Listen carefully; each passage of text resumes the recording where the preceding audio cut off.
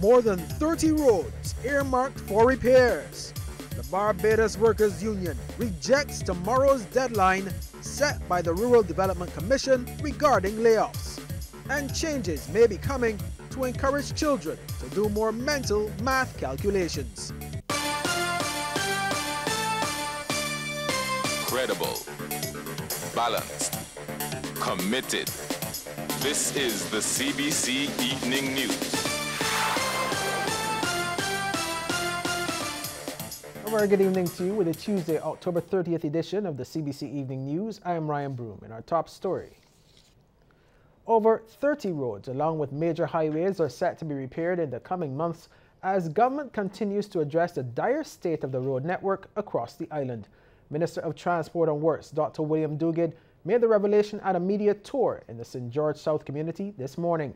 He says the projects will follow the ongoing IDB-sponsored road rehabilitation program, which is concentrated on 5 sections of roads. We're as well looking at what we call CAF roads, which are minor roads, somewhat like this. This will be part of our CAF road program, and there are about 30 of those that we're hoping to do. And then after that, we also have the Caribbean Development Bank program that would include Ronald Map Highway and other roads moving off of that. So we have a lot of road projects to do, and we're trying to do them simultaneously, which means because we have to go through tender process, selecting contractors, awarding tenders, awarding engineer contracts, awarding supervision contracts, getting our foreign financiers to come on board and agree these. So there are lots of processes we have to go through, but we are working at it every single day. Now, during that tour, several roads, including Todd's, Workman's Road via Jordan's, and the collapsing Beards Road bridge were examined by officials. As St. George South MP Dwight Sutherland, who was a part of the touring party, lamented the dire conditions of the roads in that constituency, especially in Workman's. This road is probably over 100 years old, and this road has never been fixed at no time at all. And if you look, and I know there are video clippings of the state of the road, I heard the minister mentioned the whole bypass section that the people from Jordan and Workman's would have put in place so that they don't travel on this road in its present state.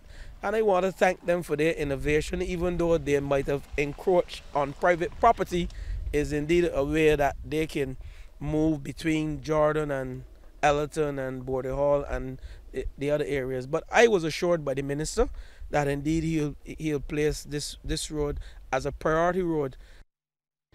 Meanwhile, Transport Minister Dr. William Duguid says efforts are underway to have the road works on the ABC Highway between the Norman Niles and Clyde Walcott roundabouts completed as soon as possible. He says workmen have been making progress. As I would tell people, there is no gain without a little pain. And we have started the work. We're working mainly at nights. We've milled a significant portion of the highway, and we've started to repave it in a very short space of time. So I don't like to give dates, because if I give a date and then we don't meet that date, for whatever reason, then you say, well, the minister gave us a date. But we are working assiduously to get it done as quickly as possible. You would see that some of the highway has started to repave, and once we get all that area repaved, then the next area we hope to start on quickly is going from the bottom of University Hill up to West Road. That one is going to be a little more difficult because it's even a narrower road with no additional throughput like how we have on that western side of the ABC Highway. In other news now, the Barbados Workers Union is rejecting tomorrow's deadline set by the management of the Rural Development Commission regarding the proposed layoffs of 20 employees. This was disclosed by consultant and former General Secretary of the BWU, Sir Roy Trotman, following a meeting last evening with the RDC management, including the acting director and chairman. Sir Roy says the union was dissatisfied with the tone of a letter sent to it on October 26, outlining the RDC's intention to retrench 20 workers and stating that the matter was supposed to be completed by October 31st. We are of the view that if the government itself does not follow proper practice or procedures, then it will not set a proper example for the employers. And our view is that especially in difficult times such as these, everybody should be governed by the highest principles that are possible, because we are treating with the very serious matter of the livelihoods of people, and we have to do that in as humane a means as possible. And Sir Roy says the union has spoken with Prime Minister Mia Amor-Motley and had agreed to the last in, first out principle, but he says some people appear to want to operate contrary to this despite the agreement. He believes the matter has to be treated more humanely. Sir Roy says RDC management clearly has to go back to the drawing board with this ultimatum. And we were advised that they were interested in ring fencing. That is to say, giving special protection to a group of people who fell outside of the provisions that should exist. And we indicated that those provisions were for last in, first out, and that we could only reach agreement if they were going to apply that across the board in accordance with the commitment which the Prime Minister herself, Ms. Motley, Honorable Prime Minister Motley, has given to Barbados publicly. Meanwhile, the Barbados Workers Union says it is aware that using the last in, first out principle could result in some of the best and brightest employees being lost in government's ongoing retrenchment process. But General Secretary of the union, Tony Moore, says given the absence of any formalized, consistently applied system of appraisal, this is the best alternative given what is available at the moment. In a voice recording today, Ms. Moore, who is attending the International Labour Convention in Geneva, explained the reason for this approach. The BWU, I'm sure, like many other members of the social partnership, accepts that generally there are better methods which can be used to differentiate employees on the basis of assessment to ascertain where they possess the desired levels of efficiency, ability, competency, skills, capacity, experience, attitude to the work, productivity, you name it. However, we have had to accept that within the public sector, there has been no such system of measuring those variables which has been applied in a uniform, consistent, and reliable manner. Yes, there is the PRDS, but its effective application across the public sector has been observed more in the breach than by application. And Ms. Moore says that to date, no large number of their members have been impacted by the retrenchments. She, however, says that they are preparing for discussions on layoffs at several state-owned enterprises, and she says the SOEs are guided by the Employment Rights Act, and the union will be ensuring that this is adhered to. We remain very anxious to ensure that there is a transparent process of assessment which honors the agreed criteria and methodologies which have been discussed and which have been accepted at the level of the social partnership. To our members, we are relying on you to walk with us through this very difficult exercise. Now, in more related labor news, the National Union of Public Workers has called a general meeting with all recently retrenched government workers for tomorrow. Assistant General Secretary Wayne Warren says the meeting was called in the wake of numerous calls from public officers. The meeting is set for 10 in the morning at the NUPW's headquarters at Dalkeith Road, St. Michael. NUPW has been confronted with a number of issues pertaining to the retrenchment exercise, in addition to being bombarded with calls from public officers regarding the same. Matters to be discussed on the agenda are the union's update on matters concerning the retrenchment exercise and feedback from workers regarding their concerns with the program. All retrenched government workers are invited to attend this very important meeting.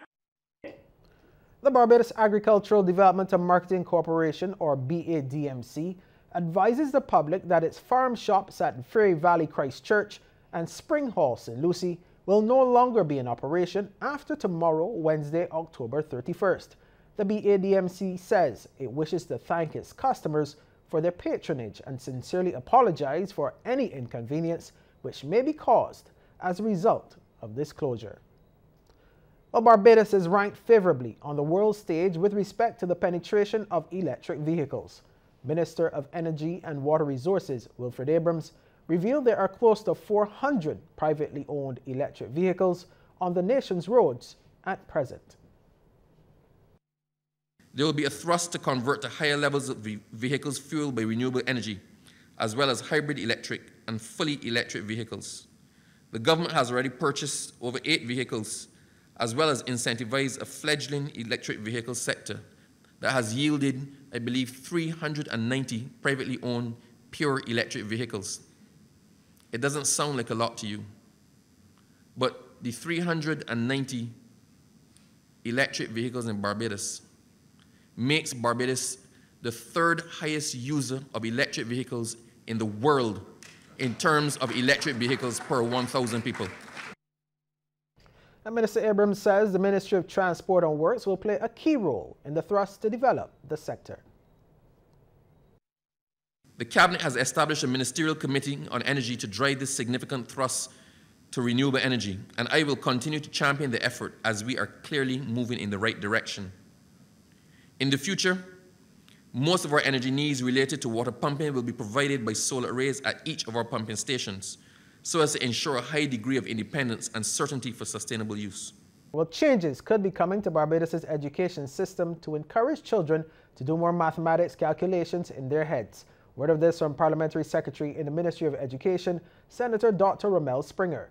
Research shows that between the ages of 5 and 10, children's mental maths abilities are at their strongest, provided that they are honed. However, Dr. Springer says Education Officer with responsibility for mathematics, Wendy Griffith, does not believe enough emphasis is being placed on mental mathematics in schools. In her assessment, one reason for this is that the topic mental math is not explicitly stated in the mathematics curriculum. However, the situation will be remedied as a review of mathematics, of the mathematics syllabus, is being undertaken, even as we speak. It is imperative that we equip students to use the 4 arithmetic rules without the assistance of any technological device. Charles F. Broome Memorial has once again walked away with top honors in this year's mental mathematics competition. The school narrowly defeated the Alpha La School in this year's final at Solidarity House. Sharika Griffith reports. It was a keenly contested final between Charles F. Broome Memorial, Christchurch Girls, and the Alpha La School. After an individual round, a team round, and a hair-raising speed round, Charles F. Broome and Alpha La were tied on 51 points each. After a 5-question tiebreaker, there was still no clear winner. However, the final question was answered incorrectly by the student from Alpha La, and according to the rules, Charles F. Broome was declared the winner for the 2nd straight year. Rory Prescott was one of the standouts of the competition with his calm demeanor and sharp math skills. It was fun because I always used to practice, skip out lunchtime, and also put in the extra work. Tell me, what was it like going into that tie-breaking round? How were you feeling? What was going through your mind? It was like, am I going to lose or am I going to win? It was really nerve-wracking. The competition was conceptualized by Education Officer with responsibility for mathematics, Wendy Griffith. She says the Ministry of Education will be making recommendations to schools based on the contestants' answers. We take note of the errors that they're making, and throughout the competition at the end, I mentioned to them some areas, to teachers, some areas of deficiency that I noticed, and then I also discussed with them some strategies that they should have or could have used to answer the questions correctly. So it has been both competition and a teaching and learning experience for all the students. A total of 26 schools entered this year's competition, 10 more than last year. It's hoped that even more will participate come next year. Sharika Griffith, CBC News. Thanks, Sharika. Well, Barbados continues to make waves on the world stage for its work in film and movie production. The docudrama Arrow Bolden, Freedom Fighter is among local productions putting the spotlight on the island by picking up awards for producer Dave Weeks and director Marcia Weeks. The latest is the Africa Movie Academy Award for Best Diaspora Documentary.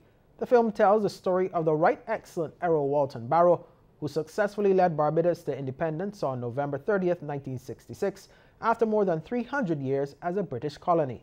The two filmmakers spoke to CBC News after attending the presentation ceremony in Rwanda.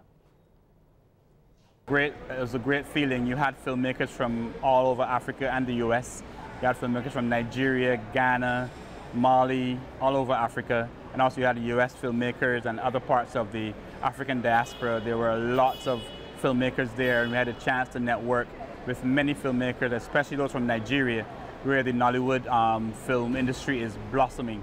So we had some great networking opportunities in Rwanda. A Barrow freedom fighter won the Audience Award for Best Film directed by a woman of color at the 2017 African Diaspora Film Festival and the Programmers Award at the Pan-African Film Festival, which was held in Los Angeles earlier this year. Well, a US-based Barbadian author of several inspirational books and other creative works has penned 2 new books celebrating family and intergenerational relationships. The Sparrow and the Mustard Seed, along with Tabansi and the Golden Touch, are the latest publications by Dr. Arrow Bolden, professor at Coppin State University in Maryland. The books were launched at the Hilton Barbados last evening. Dr. Bolden was on hand for a Meet the Author session and book signings. The Sparrow and the Mustard Seed highlights the relationship between a father and daughter and grandparents and their grandchild. According to Dr. Bolden, the main character, Crystal, captures the energy of his first goddaughter. I particularly chose a male to be the main nurturer because too seldom in our society the males are not seen in that nurturing role. The book is also about demystifying and normalizing the whole issue of grief and loss, because grief and loss is one of those things that we in the Western world tend to have difficulty talking about. The other book, Tabansi and the Golden Touch, has a powerful message for adult readers as well. But Tabansi's dad was also one who was like the neighborhood's dad, because for several families, their dad was not in the picture. Or even if the dad was physically present, he was psychologically disengaged. And so Tabansi's dad ended up being like a substitute father for so many of the kids in the neighborhood. So, and I said that so that when I state that the loss was not only an individual loss, but it was a communal loss,